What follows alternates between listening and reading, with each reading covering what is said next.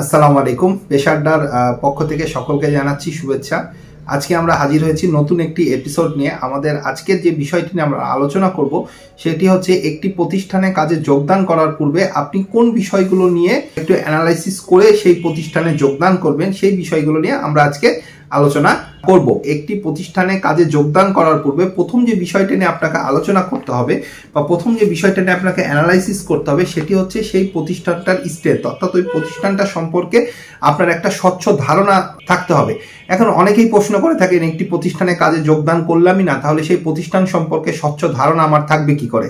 আপনি সেই প্রতিষ্ঠানের ওয়েবসাইটটা দেখেন, বাজারে বা মার্কেটে তাদের প্রোডাক্টগুলো একটু দেখেন, কয়েকটা দোকান ভিজিট করলে আপনি বুঝতে পারবেন যে সেই প্রতিষ্ঠানের কিছু পণ্যগুলো বা যে প্রতিষ্ঠানে আপনি জয়েন করতে চাচ্ছেন সেই প্রতিষ্ঠানের স্ট্রেংথটা কেমন। আপনি খুঁজতে খুঁজতেই পাবেন, আপনার ফ্রেন্ড সার্কেল বা আপনার বড় ভাই বা আপনাদের বিভিন্ন এখন গ্রুপ আছে, সেই গ্রুপগুলোতেই কিন্তু আপনি জানতে পারবেন কোন প্রতিষ্ঠানটাতে স্ট্রেংথটা কেমন। বিশেষ করে সেই প্রতিষ্ঠানের যদি কোনো পুরাতন কর্মী থাকে, সেই কর্মীর সাথে কথা বলেন, অথবা হচ্ছে সেই প্রতিষ্ঠানটার স্পেসিফিক কিছু তথ্য নেয়ার চেষ্টা করেন বাজার থেকে।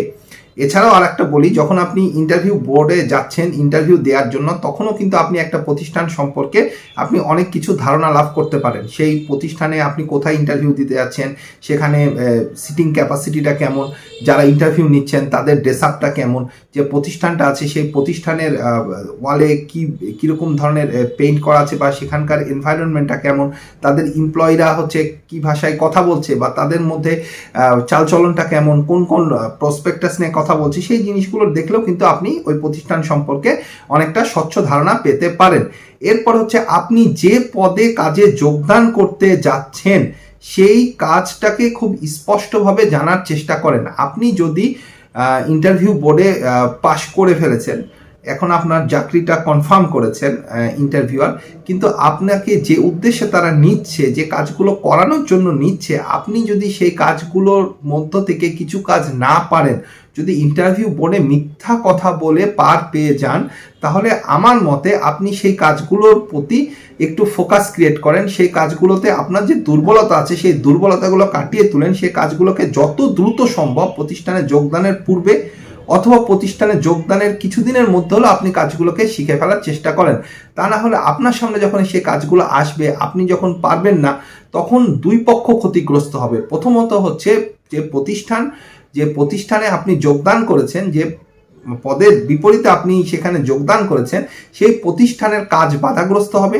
এবং দ্বিতীয় নম্বর জিনিস হচ্ছে, আপনি যখন পারবেন না, আপনার নিজের কাছে আপনি নিজে ছোট হবেন, আপনি বারবার বকা খাবেন, আপনি বারবার সেই কাজটার জন্য অনুতপ্ত হবেন, জবটা ছেড়ে দিতে চাইবেন এবং এক পর্যায়ে কিন্তু আপনি জবটা ছেড়ে দিবেন। সেই 1 মাস বা 2 মাসে কিন্তু প্রতিষ্ঠানে যা ক্ষতি হওয়ার সেটা কিন্তু ক্ষতি হয়ে যাবে। আপনার পরিবর্তে যিনি আসবেন তার জন্য কিন্তু সেটা খুব কষ্টকর হবে, কারণ তাকে আরও বেশি যাচাই বাছাই করা হবে, তার প্রতি প্রেশার ক্রিয়েট করা হবে, বারবার সে কাজ না পারলে আপনার উদাহরণ দেওয়া হবে, আপনাকে নিয়ে বলা হবে।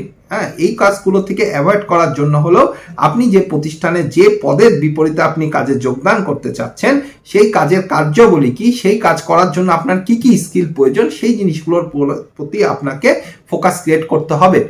3 নম্বর যে জিনিসটা, সেটা হচ্ছে যে কর্পোরেট রুলস অ্যান্ড রেগুলেশন বলে কিছু কথা আছে। অর্থাৎ একটা কর্পোরেট অফিসে যদি আপনি কাজ করতে চান, সেখানে সেই প্রতিষ্ঠানের কিছু নিয়ম নীতি আছে। সেই নিয়ম নীতিগুলো কিন্তু আপনার জানাটা খুব জরুরি দরকার। কমন কিছু নিয়ম থাকে এবং কিছু হচ্ছে প্রতিষ্ঠান ভিত্তিক কিছু নিয়ম আছে যেগুলো হচ্ছে ভ্যারি করে থাকে। কমন কিছু নীতির মধ্যে বলি, একটা office time in, office time out. প্রথমে এটা জেনে নিন, আপনার ইন টাইম কখন অফিসে, আপনার আউট টাইম কখন, আপনার বাৎসরিক ছুটি কয়দিন, আপনি কি কি ফ্যাসিলিটি পাচ্ছেন, সেই জিনিসগুলো নিয়ে আপনি আগে প্রথমে মানব সম্পদ বিভাগের সাথে যখন আপনি জয়েন করতে যাবেন, তখনই আপনি এই জিনিসগুলো নিয়ে অতীবে আলোচনা করেন, ডিসকাস করেন এবং তাদের কাছ থেকে জেনে নেওয়ার চেষ্টা করেন। এরপরে যে জিনিসটা নিয়ে আপনি ফোকাস করবেন সেটা হচ্ছে, আপনার কাজ করার জন্য প্রয়োজন কিন্তু কম্পিউটার নলেজ এবং বেসিক ইংলিশ। আপনাকে কিন্তু কম্পিউটারে জাহাজ হওয়ার দরকার নাই।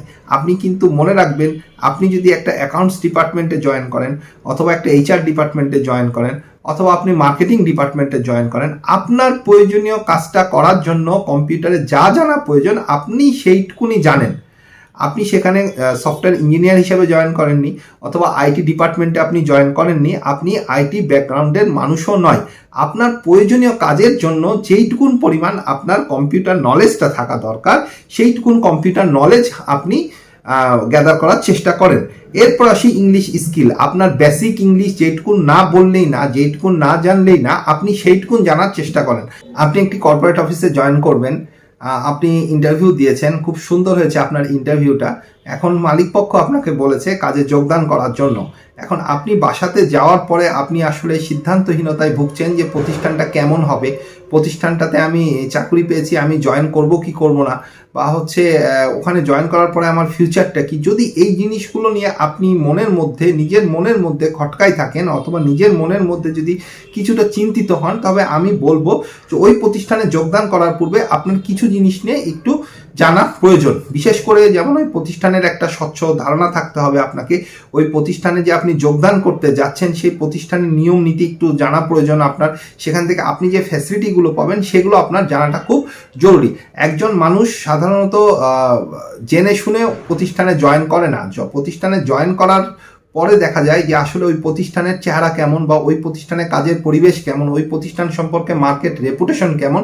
খুব কম প্রতিষ্ঠান আছে যেগুলো আসলে আমরা বাইরে থেকে বুঝতে পারি, কিন্তু ম্যাক্সিমাম প্রতিষ্ঠানেই কিন্তু আমরা বোঝা যায় না। কাজে যোগদান করার পর বোঝা যায় যে এই প্রতিষ্ঠানের কর্পোরেট কালচারটা কেমন, সেখানে কর্পোরেট পলিটিক্সটা কেমন, সেখানে কর্পোরেট অ্যাটিটিউডটা কেমন হওয়া উচিত, কর্পোরেট রুলস রেগুলেশনটা কেমন হওয়া উচিত। এই জন্য যতটুকুন সম্ভব হয় যদি আমরা পারি ওই প্রতিষ্ঠানে যোগদান করার পূর্বে প্রতিষ্ঠানের ওয়েবসাইট থেকে হোক, অথবা প্রতিষ্ঠানে জব করেছেন এরকম কোনো প্রিভিয়াস এমপ্লয়ির কাছ থেকে হোক, অথবা যারা জব করছেন এরকম কারো কাছ থেকে হোক, ওই প্রতিষ্ঠান সম্পর্কে আমাদের একটা স্বচ্ছ ধারণা নিয়েই আমাদের ওই প্রতিষ্ঠানে যোগদান করা উচিত। তা না হলে ওই প্রতিষ্ঠান যে উদ্দেশ্যে আপনাকে নিবে, সেই প্রতিষ্ঠানে আপনি জয়েন করার পরে যদি আপনি আপনার মন খুলে কাজ করতে না পারেন, তাহলে সেই প্রতিষ্ঠান যেমন ক্ষতিগ্রস্ত হয়, ঠিক তেমনি আপনি আপনার ক্যারিয়ারের দিক থেকেও ক্ষতিগ্রস্ত হবেন। সেই প্রতিষ্ঠান চিন্তা করবে আমি এমন একজন ব্যক্তিকে নিয়েছি যার দ্বারা আমার কাজটা সম্ভব না। এরকম করে দিন যাবে, মাস যাবে, বছর যাবে, কিন্তু প্রতিষ্ঠানের যে লক্ষ্য আছে সেই প্রতিষ্ঠানের লক্ষ্যটা অ্যাচিভ হবে না। এবং আপনি যে উদ্দেশ্যে সেখানে জয়েন করেছেন, প্রতি বছর বছর বেতন বাড়বে, আপনি খুব সুন্দর একটা কর্পোরেট কালচার পাবেন, আপনি যদি সেগুলো না পান, তাহলে দেখবেন যে আপনি নিজে থেকে নিজের ক্যারিয়ারের প্রতি ডিমোটিভেটেড হয়ে যাবেন, আপনি নিজে থেকে নিজের কনফিডেন্স লেভেলটা হারাই ফেলবেন।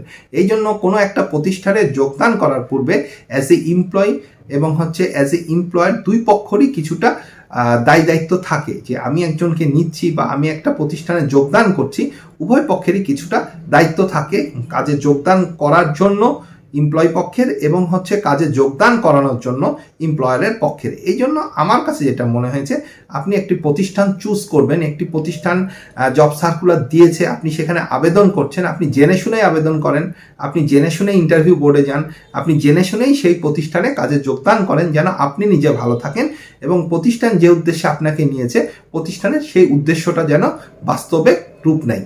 ধন্যবাদ সকলকে সাথে থাকার জন্য। আসসালামু আলাইকুম।